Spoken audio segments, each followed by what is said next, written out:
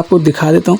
अगर आप ये देखना चाहते हैं कि यार आपके व्हाट्सएप के ऊपर किसी और ने वेब एक्सेस तो नहीं लिया हुआ, तो आपने 3 डॉट्स के ऊपर ही क्लिक करना है। लिंक डिवाइसेस के ऊपर जाना है, तो देखिए यहाँ पे कोई डिवाइस का नाम नहीं आ रहा, जिसके पहले आ रहा था अब नहीं आ रहा। तो इस तरह से आप कंप्यूटर के अंदर भी व्हाट्सएप को यूज़ कर सकते हैं।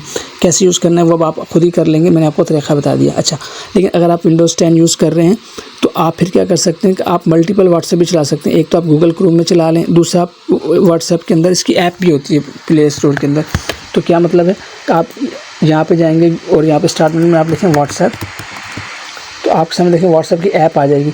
मेरे पास क्योंकि ये ऐप इंस्टॉल है, अगर आपके पास इंस्टॉल नहीं होती, आप जब इसके ऊपर क्लिक करेंगे तो आपके पास गूगल का प्ले स्टोर खुल जाएगा, विंडोज़ का जो विंडोज़ का स्टोर होता है, तो वहाँ पे आपके पास ये ऐप आ जाएगी। आप इसको डाउनलोड कर लेंगे, फिर आप वही करेंगे, आप यहाँ पे गेट स्टार्टेड के ऊपर क्लिक करना है, तो आपके सामने वही स्क्रीन आ जाएगी कि आप यहाँ से कोड को स्कैन करें। तो अगर आप ये काम कर लेते हैं तो फिर आपके पास क्या है कि कंप्यूटर के अंदर ये देखेंगे ऐप इंस्टॉल हो जाएगी, ये ऐप। तो आप इस ऐप के ज़रिए से भी इसको इस्तेमाल कर सकते हैं। और अगर आप ऐप के ज़रिए से इस्तेमाल नहीं करना चाहते तो आप गूगल क्रोम के अंदर भी जाके इसको यहाँ से स्कैन करके कर सकते हैं। प्रोसीजर दोनों में सेम है। तो उम्मीद है आपको समझ आई होगी कि आप कैसे अपने कंप्यूटर के अंदर व्हाट्सएप को यूज़ कर सकते हैं। बाकी चैट वैट फॉरवर्ड कैसे करना है ये सब तरीक़ा आपको मालूम है, आप आराम से कर सकते हैं। तो इंशाल्लाह आपसे नेक्स्ट वीडियो में मुलाकात होती है, तब तक के लिए इजाज़त है। अस्सलामु अलैकुम व रहमतुल्लाहि व बरकातुहू।